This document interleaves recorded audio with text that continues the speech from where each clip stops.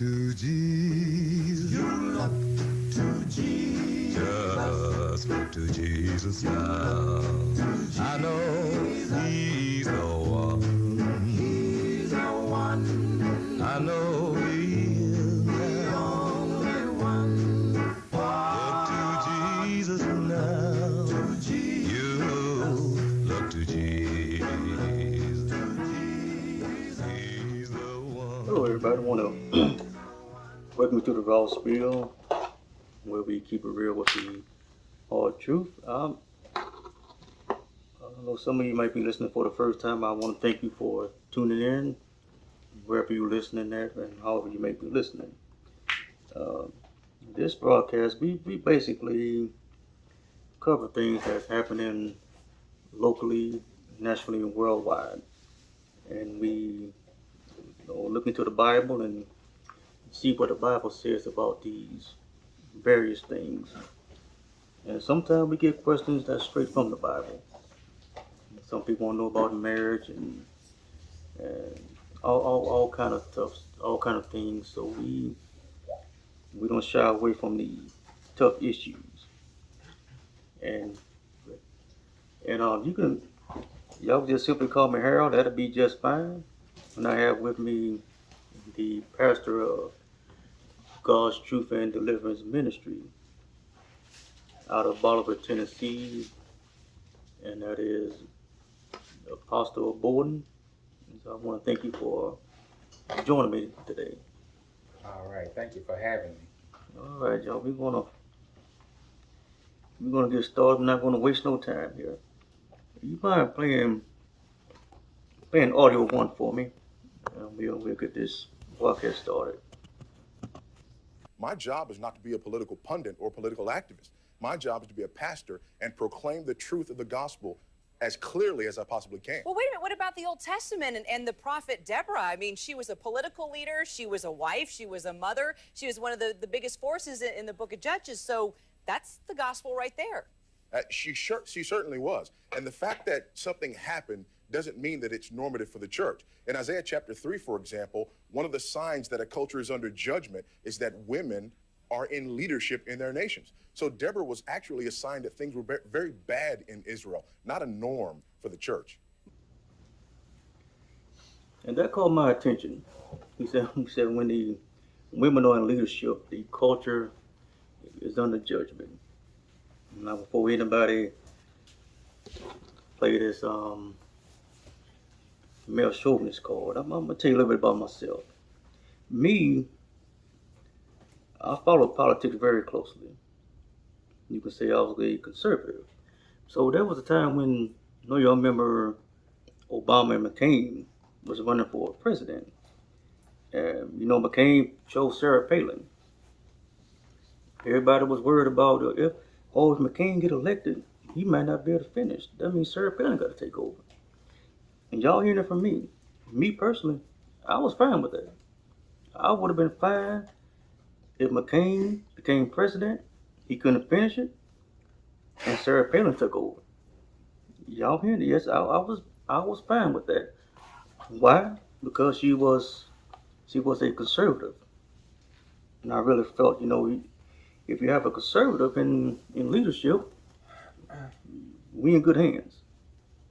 That's until I heard this pastor mention Isaiah 3 and 12. I said, I got to change my mind on this here. So, and today's time, and that interview happened during that campaign. And I just heard that maybe just a month or two ago. And we have, and that's still relevant today. We have Kamala Harris is the vice president, and I know people are itching to have her lead the way. And I'm telling y'all, you might want to be careful what you ask for. And me, if Hillary Clinton was a conservative woman, I would have been fine with seeing her as the president. But no, clearly she wasn't. So and this is something I asked you, Apostle. I know I asked you this off air after I heard that comment. Do you feel that, America, are we in Isaiah 3 and 12 now? We have women that are mayors, women that are governors, and we have Kamala Harris is just poised to take over. If she take over the presidency, are we under judgment, or are we on that path to judgment? I know in Argentina they nominated they elected their first female president some years back. So I'm just wondering, is America, are we living under Isaiah 3:12 now, or are we heading that direction?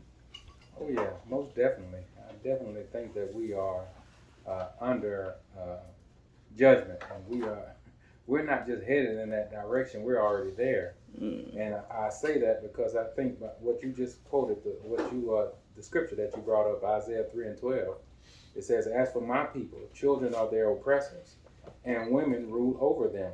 O my people, they which lead thee cause thee to err and destroy the way of thy paths." And and I think about that. Oftentimes, it's two things that we have to look at in this scripture, like what you're saying.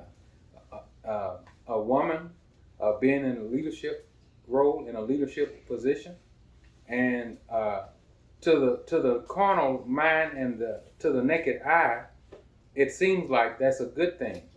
Hey, yay for the women's movement, yay for we finally getting somewhere. But then here's the issue. Look at what Isaiah 3:12 says. "As for my people, children are their oppressors." So on the last part of that it says, "And women rule over them." So when the women are ruling over them, in other words, they're in leadership positions in society, then there's this seesaw that takes place. One is up, the other one's down. Women are ruling. That's it. We celebrate that, just with a carnal mind. But who's suffering because of that? As the women move into leadership positions, the children are becoming more and more the oppressors. Why? Because the woman is out of her place and not raising the children in the manner that God had called her to raise them in. And so, we see that there's a mayor, a former mayor in Tulsa, no, not Tulsa, but Nashville.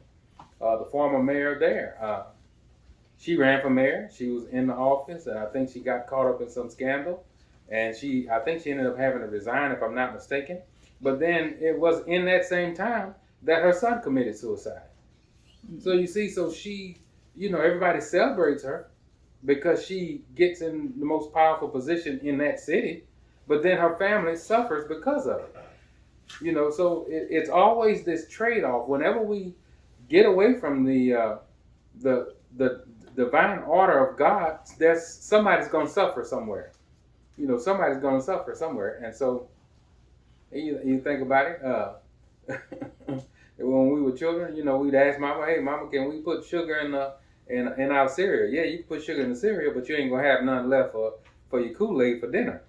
So now you got to pick and choose what do you want, Kool-Aid or cereal, sweet cereal. You see that? So in other words, there's always this trade-off. If women are ruling over us, then the children become our oppressor. And so for us to get back to the point of children not becoming our oppressors, then we have to put the people back in leadership that's supposed to be in leadership. And of course, that's not to say that a woman can't make sound decisions and that she doesn't have the ability to lead. But here's the thing: just because somebody's able to do something doesn't mean that it's called for by God. And God is the balancer of the universe. He balances the universe. See. And so whenever we get outside of God's word, somebody pays for it. Somebody pays for it. And so that's my judgment on that. We have to definitely make sure that we are not falling, as believers, are not falling into this mindset of just looking at things one-sided. If we just look at society, we were in a much better place when the men were leading society. And I do not want to hear anybody say, "Well, the man is out of his place, so the women got to step up."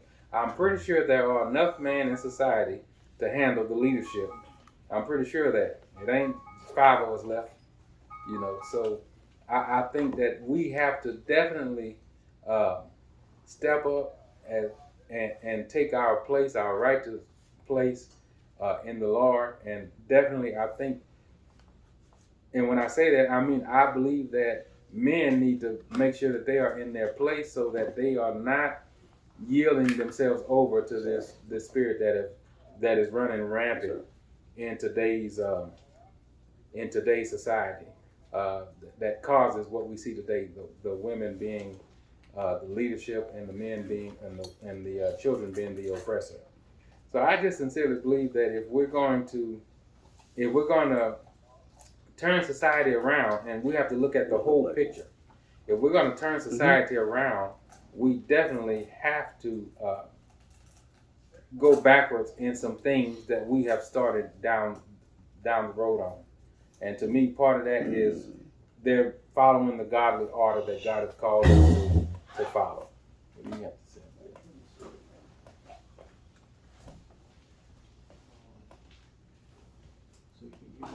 It's just funny that you're talking about this. I was just talking with a sister just a few days ago, and this very thing came up about, how important it is for men to be in their position and how we see the example of that in our home.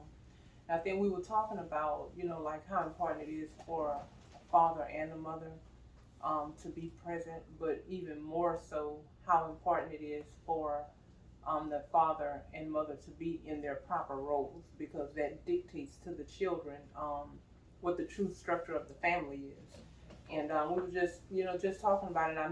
I think society has gotten far away from the ideal, but it doesn't make it any less right or appropriate for what brings about the best results in family or in society, in our community. When a woman knows her place, and stays in that place, accepts her role, then and I think we might have mentioned it last week. Like it takes a real man to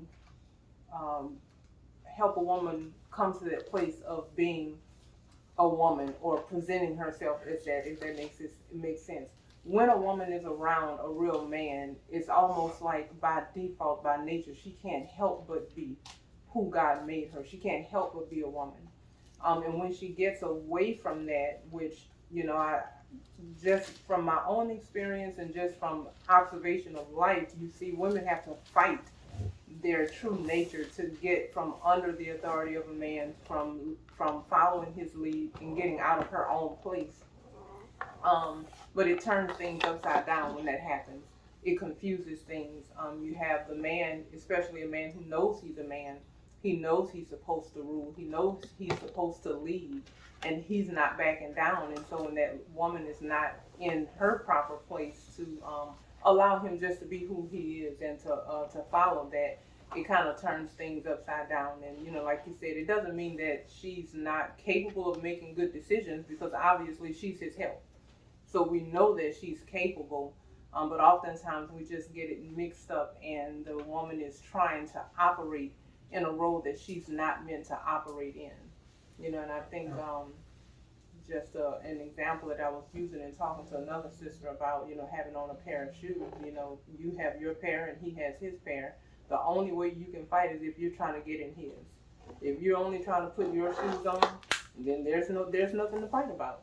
Put yours on, and you let him put his on whenever he's in the time that he chooses to put them on. But oftentimes we find that this struggle comes about because people have gotten out of their roles.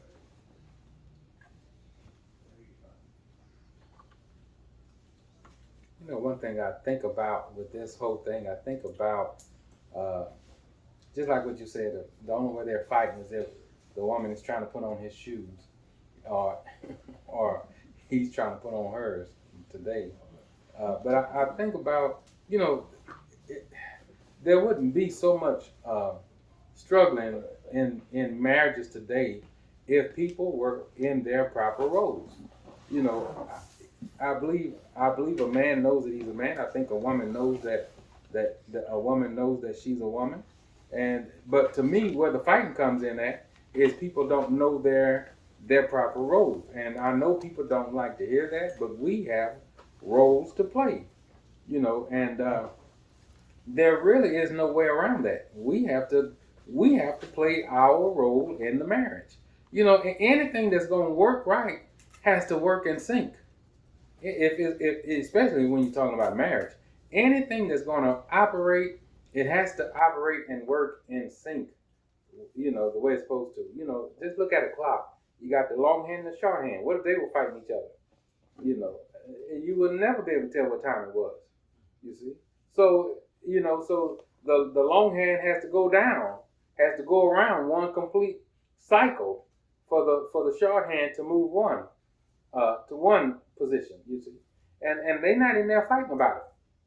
The short hand ain't saying, well, you get to move around. Why can't I move around? Why you doing all the movement around here. You get to make all the decisions. Why can't I? I want to go around once an hour. I want to go around, a whole cycle an hour. It takes 12 hours for it to go around one time. What is it?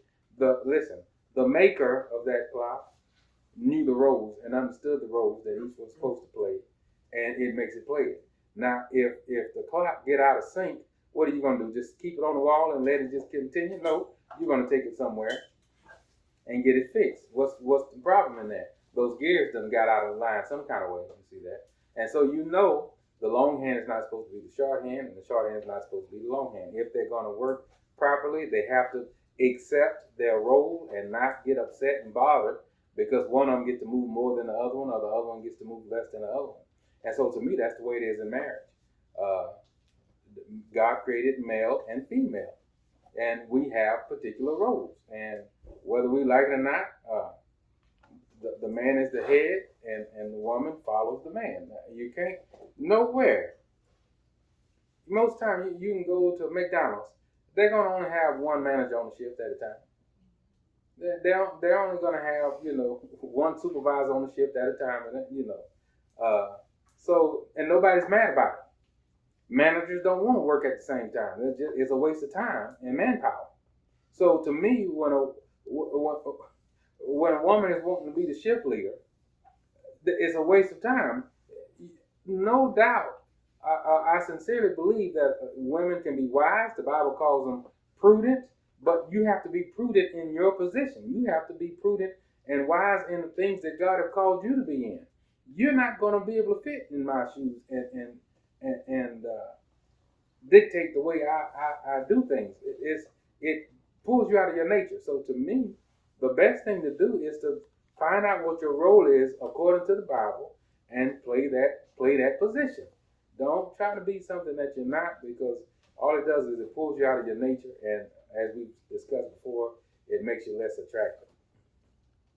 Oh yes, and that number is 888-627-6008. You want to get on the air? That's 888-627-6008. info@therawspill.com is the email address to contact us. That's info@therawspill.com. So I guess we pretty much conclude that we said we are under that Isaiah 3:12. So all you out there that's, again, I tell you, that social media is something else. I know when Biden had his inauguration, he got sworn in, everybody's just more concerned about what Michelle Obama had on. They worried about, I guess, the first vice president of color, whatever. Her mama is Indian. Her dad is Jamaican. So I don't know where y'all. She ain't from Mississippi. She ain't got no Mississippi, Texas roots. So I don't know why y'all. I guess don't ask. That's girl power. She got y'all skin tone. So Close enough. Yeah, that's. You take it. Yeah, so that's what that's all about. But as what you read here, you see, you sound like you want to push God's judgment. So I'm telling y'all, you got to be careful what you're asking for. So maybe He give it to you. You're not gonna like what you're gonna get. Yeah, you got anything else y'all want to add before we get to this second half here? So we're talking about women in leadership. Right. You know, I just think that oftentimes, you know, when people get out of their place, uh, it adds something to them that should not be there. It changes their personality, you know, and it makes them and changes their nature. You know, the other day I had some people come out to the house. I'm not gonna. They were working for a particular company, and they were out there to do some type of survey. And it was a man and a woman, and the job, you know, it was like a manly job. I'll just put it that way, almost like construction type stuff. And it was a man and a woman that came up, and you know, the woman got out of the truck and just kind of real boisterous. Hey, what can we do for you, Mr. Bolden? You know, and I answered, and the man he just stayed in the truck for a little while. Then he got out and he walked around the truck and to the back of the truck, and he shook my hand and introduced himself. And it was very clear to me that he was just sick and tired of the foolishness. You know, it's like that was just very clear to me. But it was like she had this boisterousness about her, like a bulldozer. You know, like this, just real boisterous. You know, to me, it's a sad thing to see a woman try to prove that she's a man. You know, men know that you're not a man, but it's like they have to overextend themselves to prove that they belong in the boys' club, and they don't. You know, and to me, it's sad. And, you know, I was standing there. You know, she was asking questions and talking about what they were there for, and you know, she almost had me convinced that she was a man. You know, almost now. I kept saying, yes, ma'am, no, ma'am. Then I thought, well, let me make sure, you know, I believe, you know, it's like, she ain't offended with the ma'am, so I guess she's a ma'am. But that's, you know, and I'm serious, I really, you know, and I don't like having to look for physical evidence, if y'all understand. Like, I don't want to, you know, don't want to start that ball rolling. Just, you know, there wasn't much there. So it was hard to tell, you know, it was hard to tell, you know. And so I just, yes ma'am, no ma'am, yes ma'am, no ma'am. You know, and I just had to keep, you know, well, she ain't corrected me yet, so I guess it is a ma'am. But but what threw me off was the nature. What threw me off was the boisterousness and almost like she was ready to play tackle football or something. You know, that threw me off, and I thought, you know, what a shame, because your coworker know you're not a man. You know, and it just seemed like he was just done. You know, I'm gonna just let you gonna handle it all anyway. I mean, he got out of the truck, introduced himself, and that was it. And he didn't ask to do nothing. He was just letting her handle it, and she was more than happy to handle it. And then I think, but this same woman, she'll go home and act like she don't know how to cook, act like just home life is too much. This is too much. This is stressful. You know, and to me, I think it's a shame that we live in that era. And I know people have an issue with it, you know, things like that. But the Bible makes it clear that women are not supposed to be in leadership roles. You know, so that was Body Barkham that we played, right? Right.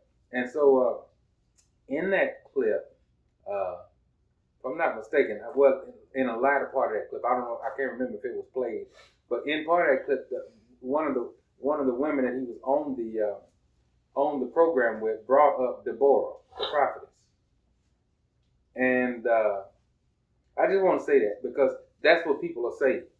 You know, when they're bringing down Deborah, that's the first one they pull out of their head when it comes to women in leadership. Well, what about the prophetess Deborah? Now, I just want to say this before we move on, so we can debunk the foolishness. You know, that's the reason why, brothers and sisters, the word has to be rightly divided.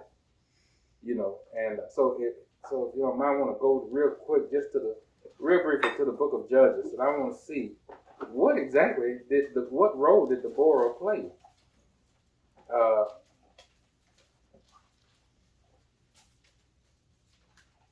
The 5th chapter of the book of Judges.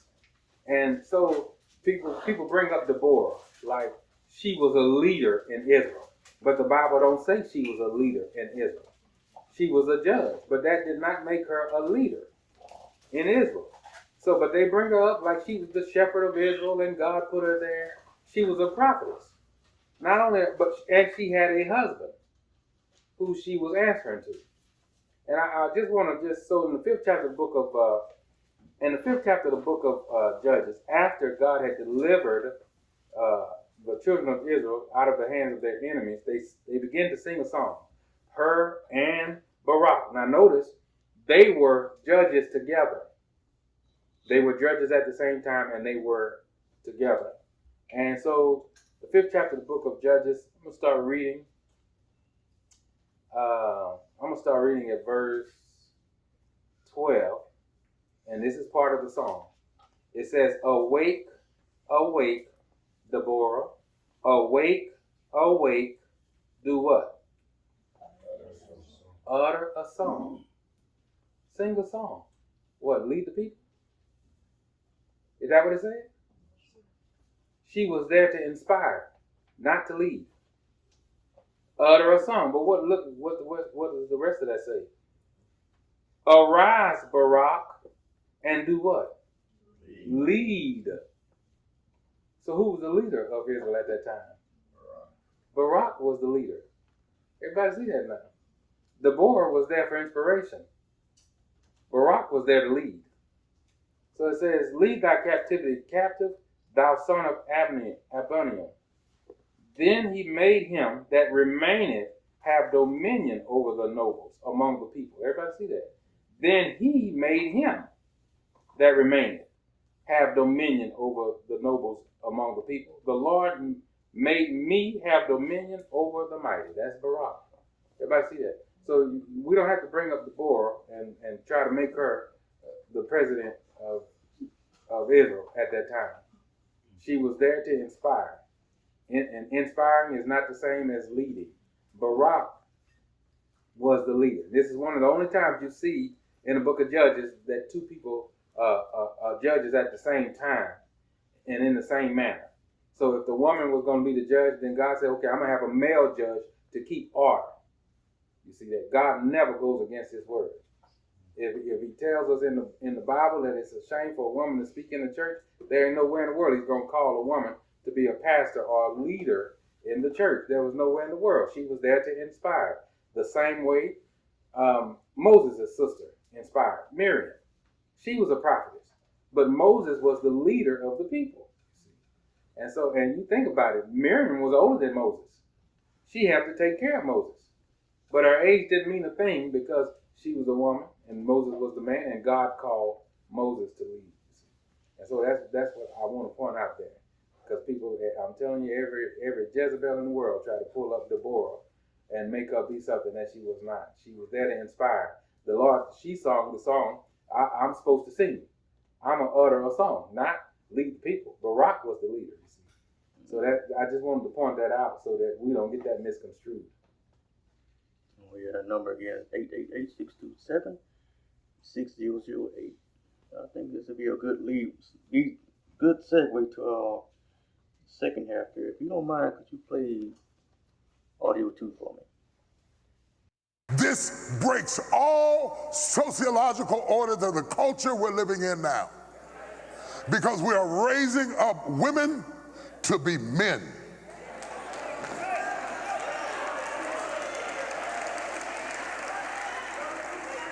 And you are not applauded for your femininity.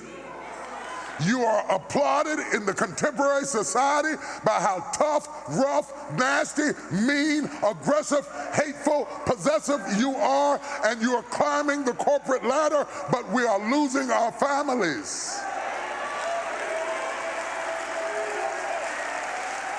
I know you can buy your own car. I know you can buy your own house.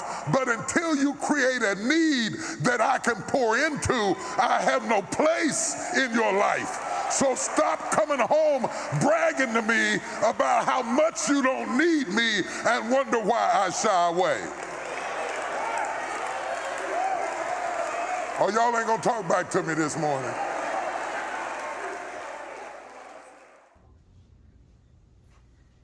And that was Bishop T.D. Jakes. I was online browsing around. It was seeing some. He said something very controversial. I said, let me check it out for myself, see what's going on here. And I come across that clip. I'm like, that's it. And I had my phone. I was looking around, see, there got to be something else that's more controversial. I thought he was saying something about, the more you give, the bigger your mansion or something. I thought it was something, something off the wall. But I ain't heard nothing wrong there. But that's unfortunate though. You see a lot of women take offense to that, but it, the modern society telling the women that you're married, you can still be independent. And I haven't found nothing in the Bible that backs that up, where you can be married and independent at the same time. I just hope the ladies, women out there, would just have an ear to hear this. Bottom line, it's a lie. Just like it was a lie when the serpent had told Eve. It was a lie. He lied then, but now they got like a different lie. In today's time, he lied to the serpent. The serpent lied to Eve. She fell for it. Nothing happened. And once Adam partake of it, that's the beginning of the end. Now, I don't know who started this nonsense telling wives they don't need their husband. Again, that's a lie. You let that lie go to your head, your husband catch on to it, and after a while, he's going to, just like you said, after a while, he's going to get tired of it. Now some women have the guts to say, just like you said, I can do this myself. I can pay all this myself. I can pay this rent. I can pay this mortgage myself. Then after a while, your husband gonna get sick of hearing that. Now sometimes you don't even have to say that. Even just your attitude towards him, show that show your independence. He can watch how you talk down to him, how you belittle him, and watch you talk to everybody else. You're just so nice and so sweet and polite. That speaks volumes. Now you're trying to. I'll tell you again. I can't express enough. That is a lie. There is nothing in the Bible that'll support a woman being independent from her husband. We ain't talking boyfriend, girlfriend. We're talking about that husband is supposed to be your head. And like you said, we have a lot of women want to be masculine. Now, that man gets sick of your stuff. I'll tell you, 34, 26, 38 is not going to keep that man around. I don't care whatever your figure is, whatever your measurements are. That's not going to keep that man around. He's going to I'm telling you, he's going to get sick of it. No matter how pretty you are. Now that man going to shut down. Then you want to get feminine. Oh man, he don't love me no more. It's too late now. You should have been acting feminine from the get-go. Now you see the man that he's checked out. Now we want to get soft. Too late. Like Willie Banks said, it's too late. He's gone. But I'll let you take it from here, because I'm telling y'all, TDJ, she didn't say nothing wrong. If you're bothered by that, that's because you're living it. You're being masculine. So I'll let you take it over from here. I tell you what, Brother Harold, it's amazing to me. Everybody was whoop-de-wooing TD Jakes up with the Woman Thou Art Loose conferences. Every woman in the world loved them some TD Jakes with that Woman Thou Art Loose. And now these same women, they come back around and all it takes is there's got to be balance. The Woman Thou Art Loose conference, that originally started to help broken women get loose from their past hurts. That was the purpose of it. But you know, the feminist movement took it and made it something else that it was not intended to be. And so, to me, you being free from hurt does not equal you being free from men and the authority that a man is supposed to have in your life. You being free from hurt actually runs you back to that authority that God originally intended for you to have. You see, and so to me, it's amazing. You know, I was watching the video clip of that, and that clip there that we just played, and just the comments. It's amazing to me. I mean, they were coming out of the woodworks. Well, why don't he get on the man? And I was thinking the whole sermon was for men. The only part he was really talking to women was in that part of the clip. The rest of it was for men to pour into women. But of course, he had to preach both sides of it. Okay, so a man is built to pour in, and so sisters, if a man is going to pour in, you have to have room for him to pour into. You cannot be independent and then want a good man to pour into you. Where's the room at? So that was the whole point. But of course, you know, what do? We listen to the clip up, and I'm telling you that the hurt just takes it way down the road somewhere where that's not supposed to go. You see, and so I'm like you. What the man was saying was right. What the man, he was preaching the truth. You know, and how can you deny it?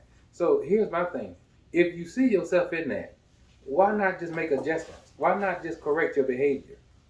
You know, I'm telling you, it boggles my mind that Christians, when they hear a clip like that, they'll say, well, what about the men? Okay, well, let's go to the 21st chapter of the book of John. What somebody else said that when the Lord told Peter how he was going to die, Peter said, well, what about this one? What did the Lord say? What is that to you? So, you know, if the man is acting a fool, that don't stop you from being a woman, and for you and your need to be in your place. You see, so we don't get to excuse our behavior because we looking at somebody else's behavior. If that's the case, when is anybody gonna get in their place? If we all looking at each other, blaming each other for not being in our place. You know, I cannot not be a Christian because there's a devil walking around. You know, it goes back to the Garden of Eden. When the Lord came to the woman, when the Lord came to the man, what did the man say? It was the woman you gave to be with me. And when the Lord came to the woman, what did the woman say? It was the serpent. He beguiled me. You know, okay, so, but y'all had the word. The devil just did what he was supposed to do. We're not going to talk about him right now. Let's get on y'all. Y'all had the word. Y'all knew how it was supposed to go. Y'all knew what I told y'all. Y'all should have followed what I told y'all to follow. And so to me, it's amazing to me. You know, it's almost like a oxymoron to hear a woman saying nobody gonna control me, but yet she'll let the behavior of somebody control her. Even from the past, 20 years ago, somebody's still controlling her, and she ain't seen them in years, and they still controlling her. So, you know, to me, you need to get right. You need to come to your senses and see what's going on. You can't even live your life and enjoy the life you have today because of what somebody did to you 20 years ago. You see, so, you know, I think things go better when first we admit where we are. When we admit where we are. If you're hurt, you know, the Bible tells us, you know, if you're angry, cover your mouth. Don't speak. So, and the same thing is true. In other words, when you're in high emotion, cover your mouth. But that's the last thing people want to do. So here's my thing. If you know you're hurt and you can admit that you're hurt, then at least admit that your hurt is clouding your judgment and your outlook and the way you're seeing things. Your hurt is clouding your judgment. So you shouldn't judge things, you know, when you know that you've been hurt. Just go somewhere and sit down and heal. Get back to ground zero where you trusted people. You know, and that'll do you some good. Oh yeah, that's the last part. You know, I wrote down Matthew 18:3-4. And he was speaking of, you know, you coming as little children. Now, I remember a video, another video I saw a couple of years back. I don't know. They were brothers and sisters. There was two little kids. May have been 3 or 4, something like that. And I saw the boy I guess there were like two stones, and there's some water running in between. So he crossed over. He stretched his leg out. He got to the other side, and the little girl, she was having a hard time crossing over. But what that little boy did, he made a bridge out of his body that reached over both stones. So the little girl, she crawled on his back and got to the other side. Now, the little boy didn't say, "I got over here. You better go over here the best way you can." The little girl didn't say, "I don't need you making a bridge for me. I'm independent. I can get over there my own self." So I feel we got to have a mindset of children. That's what Matthew 18:3 and 4 said. You got to come as, well, I don't have it in front of me, come as little children. But now, ain't anybody telling y'all to piss in your drawers, nothing like that. But you got to have that innocence. And you got that grown woman mindset. You become a manager of Piggly Wiggly, and you come home, your husband can't tell you nothing. Sister manager Cato, Dollar Tree, you got a few people up on you, and your husband, you tell you, hey, don't wear this. You don't tell me what to do, but you got a manager over you. You work any hours that they tell you to work. They tell you to work from 11 to close, you're gonna go from 11 to close. But your husband say, hey, you need to hang out with that person. I do what I want to do. You shouldn't wear that. That's still too tight. Buy my clothes then. So you gotta have a mind of innocence of a child. But pretty much that's the whole point of that. So I hope that y'all get out of this that you having an independent mindset. It is a lie. Because I'm telling you, some of your marriages is on life support now. Some of your marriages is in hospice care because of that independent mindset. Your husband done checked out a long time ago. His body just there. Now, and I'm telling you, that's a dangerous situation to be in. He's about ready to go, just to flip up a coin. Tails I'm gone, heads I'm here, but might get a double-sided tails coin. Keep messing around here. You done got to that level, and that's dangerous. I'm telling you, that's the dangerous spot to be in. So I hope the women out there, the wives, or the ones that's looking to be a wife, this is not chauvinistic. There's nothing in the Bible that supports a woman being independent of her husband. A woman being independent, period. And so I don't know if your mama. I know some of y'all done seen your mama punk your daddy out, and you want to go into your marriage with that nonsense. You see your dad left your mama, and your husband is, no, ain't that far behind. But you can break that cycle.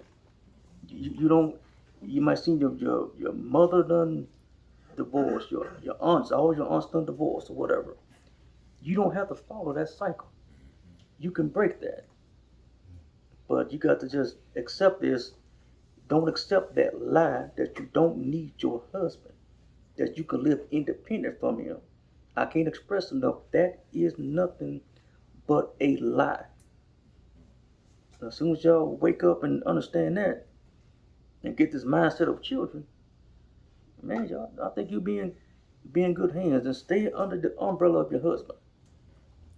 And I think you'll be just fine. It's my humble opinion, y'all.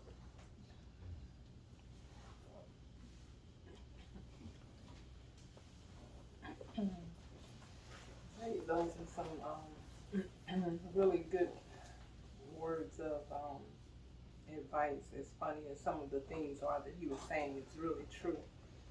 That a lot of times, women, as we talk about, they have the propensity to act manly and do things that's unattractive to a man. And I think I kind of briefly mentioned that before. And I didn't hear all of the clip from Bishop T.D. Jakes, but I believe in a part of that clip he said, we are training our women to be men. And I was thinking about, the the characteristics and mannerisms, that a lady finds attractive about a man are the very same characteristics and mannerisms that a man finds unattractive. But unfortunately, we're in a society where women are being heralded and rewarded for being manly.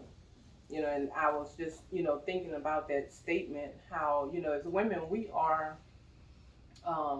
designed to receive and to take in. And I was just thinking about how in this society, women are being, they're receiving accolades for being manly. And it's like, as long as they're receiving these accolades, it's like they just tend to want to keep going down that path, but missing the obvious that a real man wants a real woman, not a woman who's being manly. One of the things I'm gonna go over just real briefly four characteristics that I kind of mentioned last week, that there's certain things that about a man that most women are gonna find attractive, and it's the man who boldly leads with confidence. He speaks with authority, commanding respect with his voice and his presence. He has a compete and conquer attitude, which makes him walk like he just won a battle and is ready for the next one. And he's an independent and responsible provider. And I was thinking about that, how these things that we as women find attractive in a man. And I was just kind of thinking a little further about how women can try to, or they display these same characteristics in the workplace, in leadership positions, in the home. Unfortunately, it happens, all throughout society in different ways, and how it has the exact opposite effect. We talk about, of course, we expect men to lead with confidence, to know who they are as men, to do that. And I'm gonna read this particular one that I wrote because I don't wanna summarize it. Talking about a man leading with confidence, but a lady's humble confidence outside of a man balancing it turns into arrogance because she is forced to act outside of her sweet nature when she takes on the heavy load of decision making that weighs her down emotionally, which turns her into working overtime to prove that, quote, anything you can do, I can do better, to all the men around her who can do her job effortlessly. And so you find women on the job, in sports, in church, in government, or in the home, and because she's taken on these manly characteristics of trying to lead and be in a position that she's not supposed to be in, it puts her in a place of basically competing against that man. When it's like, I think every woman should have a certain level of confidence, but I know myself that confidence that the woman has comes from her being attached to the man that she's supposed to be attached to. And when she's attached to him, she doesn't compete with him. She works to enhance him and to support him. And so you see just in that example, how a woman, in which, a lot of women, we hear these things about, this women power and, all of that foolishness as if that's a sign of confidence. But the true confidence comes from that woman really being attached to the man the way she's supposed to. Because again, you can't be around a real man and not act like a lady. It's nearly impossible. You have to fight your true nature for that not to happen. And I'm just gonna, I guess, say just one other thing I want to share about that. When I was talking about, we're in a society that rewards manly women, and she's rewarded with birth control. so she can take away the man's choice to be fruitful and multiply. She's rewarded with education so she can prove that she's smarter than him. She's rewarded and taking away his ability to lead her because she thinks she knows better. She's rewarded with executive salaries, and I think Brother Harold mentioned that a moment ago about, it creates a false sense of financial security, so she doesn't think, oh well, I don't need you financially, I don't need you to provide for me. And even though I think it's in every man, it's an honor for him to provide for his family, but in a society where women are being rewarded with these salaries to pull them away from men, she takes away his ability to even do that in honor. And the other one is, it's kind of an old term, but I think it shows itself up in different ways where, women are rewarded with self-defense classes. And I think about that, like these things, and, I'm calling this self-defense classes, but it can come in so many different forms, but it's meant to convince her to protect herself, eliminating the need for her to fall under the protection of a man when that's what he's there for. So I think about all these things, that go on in society that promote women being independent of a man. And it's like women are falling for it, but they're missing the obvious again, that a real man wants a real woman. He wants somebody who's feminine, not somebody who's trying to prove that she doesn't need him. All right, man. Appreciate Sister Bolden giving her with those comments. We really do appreciate that. Now it's gonna be on YouTube now. That's we have a woman's point of view of this here. She's not held hostage to nothing. We ain't got no teleprompters. She's not reading off of her. She's here on her own free will. So everything's all right there. Apostle, we're gonna get ready to wrap up here. We go. If you don't mind giving out the website for those you might be thinking, what about the men? Okay, you got a website for you that you can listen to, and then you go to his YouTube page and all that good information. You can get the final words and the website to your videos. All right, yeah, I pray that everybody here with an open ear and an open mind about what was being discussed tonight concerning the roles of men and women and what God has called for, not what I call for, but what God has called for. And so, just let the Lord heal you, and don't take on, if we're going to be believers, just go by what the Word says. Go by what the Word says. That's really the bottom line. If you are a Christian woman, you ought to go by what the Word says. So our website is www.onetruth.tv. That's www.1truth.tv. Of course, our YouTube channel is youtube.com/Hawk Bolden, HAWKBOLDEN. There you'll find plenty of videos where I'm addressing men and women.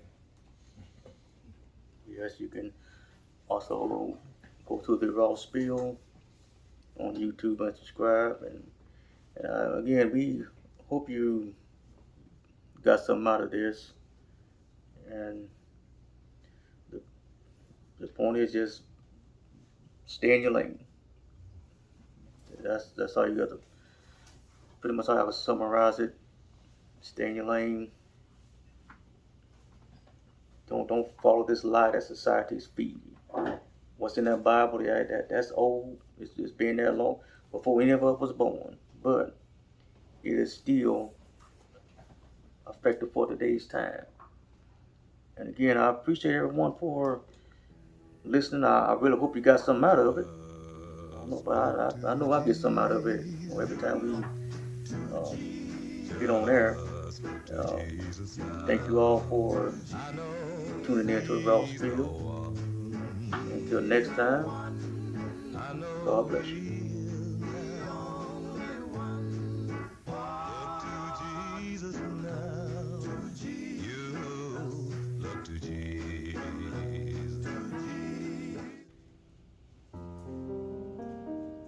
Yeah, so well, we had a couple callers, but they hung up on us. Oh, okay. Yeah, man, that's all right. But we off the air now. Y'all have anything else you wanna add on with this TD Jakes comments. Like I said, it's very, very controversial, but again, he didn't say nothing wrong. I heard nothing wrong that he said. I can tell you many times I've said in church, heard messages. It sound like I see myself in it. But I can tell y'all, I ain't getting mad or upset. Now that sword hit me in the chest. I'm like, ooh, okay, well, I need to. That's me. I ain't want to fight the preacher because he said something that I might be doing. I hear it. I'm like, oh goodness, I need to fix that. I think that's the mindset people need to have. Don't get all mad. Don't want to support the man. Don't want to give him the dollars. Nah, it's just like I said. That's if you find yourself in that word. Just do better. That's opportunity for you to change your ways. Don't get mad because he pointing out what you're doing. Just make a change. That's all I got. I find that a lot of people, they want to, especially, I think that a lot of women hurt deeper than men hurt. And I think because they hurt, they think that it gives them a valid reason to be that way, to be difficult. And anybody that ever try to help them and touch them, and to me, they just like a hurt puppy. Somebody done hurt them, done punched them, or did something to them, and then they get a new owner, and the new owner is coming with a handful of dog food for them, and they backing off and growling and ready to snap and bite because all they see is a hand, and so to me, it's a dangerous thing when the devil done trained you to bite the hand that feeds you, to snap at the one that's trying to hurt you, or the one that's trying to help you. I've run across that several times, just over the years. Different people, even as a pastor, trying to help people, and they hurt and don't understand. They feel like you're picking on them versus trying to help them. To be healed, you got to be in a place to want to be healed. To be healed, you got to, you got to be in a place to want to be healed. And you can't be healed as long as you're making yourself a victim of your past hurt and you're justifying your behavior. It's amazing to me to see, since we're talking about that, this particular thing, to see women go through the same thing over and over again. With the same bad choices, same bad mistakes, and don't want to take advice, don't want to receive from anybody. I'm going to just figure this out on my own because I don't trust anybody. And the devil got you exactly where he wants you, where you can't receive from anybody, and you see all your choices at where it's done gotten you.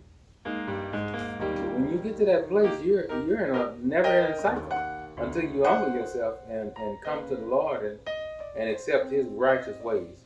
So to me, it's a shame to see that, but I've seen it over and over and over and over again. It's this pride of you can't tell me I need to let go of something. Don't tell me you ain't been through what I've been through. And of course you don't know me, you don't know what I've been through. I say this, I've gone through the fire with no smell of smoke. That's the way it is when the Lord healed you. You ain't gonna be able to tell what I've been through. That's the whole point. I'm supposed to be a new creature, so you ain't gonna see all the marks and the scars. That's the way it is. But it's hard to get somebody to see that, when they want to hold on to that hurt. And I just feel like a lot of women want to hold on to that hurt so that they can justify their boisterous ways. They can justify their behavior because they know if they actually surrender and say, okay, yeah, I need to be healed, then they no longer have a cloak or an excuse for their behavior. They get nasty. They get just like what T.D. Jakes was saying. You're nasty. You're mean. They know. Okay, so if I let go of this, then I can't be nasty and mean anymore. I have no excuse to be that way anymore. You see, and so I'm telling you, Brother Harold, to me, that's one of the most unattractive things I've ever seen in women. Is that nasty, and what T.D. Jakes was saying, nasty and mean and things like that. That's not even in your nature to be that way. You know, to see them to be that way, and to get used to that. You know, who wanna walk around being that way all the time? You know, so. Oh yeah, no. I'm gonna say this. I'll wrap it up. That's what I like about the broadcast we did on the blended family. Now, you know what? But I'll say this much. I know personally the lady that sent that long message, and I know the people that she spoke of. But one thing I didn't know that she was going through that stuff. You know, and I tell you, if you meet her, you couldn't tell. And you know the background. Know she was stepmother, and said this and that about her, how undesirable she would be, and things of that nature. But that was a lie. That's show you how God works. You know, he sitting there watching her being called this, telling how undesirable she'll be, and the whole time God had 3 sons waiting on her. Every last one of them are models. Every last one of them are actors. They have their own agent. They walk on the red carpet. So no ugly woman ain't gonna produce no models. And so, you know, that's God's doing there. And you know, she's married now, and she ain't bringing that bitterness on to her husband. And that's why I was saying, you don't have to. You can break that cycle. That cycle was broken. She is in a blended family of her own. She met her husband. She had a son. He had a son. That's a blended family, and you will see the way he interact with her son. You would think that was his seed. No, just the same thing you would do with your children, and your wife's children. You can't tell. You know that you would think that was your seed. Just like what he was doing with her wife. Her husband was doing with her son. You know that's to me that's the prime example of not being bitter. Because I tell you, if she was bringing all that nastiness to him, she'd be dead dog wrong. But she was able to let that go, and I'm telling you, life is good to her. So that y'all, that cycle can't be broken. No matter she was treated like a dog, but she didn't bring that to her marriage. And I'm just letting you know that cycle can't be broken. You've seen cycles broken in the Bible, and you're seeing it amongst yourself in today's time. It can be broken. That's all I got. You know, I want to say this. There is a such thing as a woman getting hurt and not becoming bitter over it. And not, because that's another thing. Just with what you just said, what she went through, in her younger years and in her childhood, and yet she grew up and she didn't carry that. And so I just thought about that there is a such thing as being hurt and not allowing it to change you, not allowing yourself to get bitter over that hurt, And we're not talking about a relationship like she was out dating and got hurt. She was hurt by folks that was looking after her and her caretakers, So, so she didn't choose her step-parent, but you got women today, they'll go out and choose a man to hurt them and stay in it, and then get bitter about it, and then leave and think they got a right to snap at everybody. Which I think that's a strange thing. So there is a such thing as being hurt, and going through things without it making you ugly, and without it causing change in your nature. So I just wanted to point that out, just so we understand that everybody that's hurt ain't got to be mad about it. You could just move on. Oh yeah, that's what that does for me. And again, as always, I do appreciate Sister Bolden for giving her insight, especially on a woman's perspective on these matters.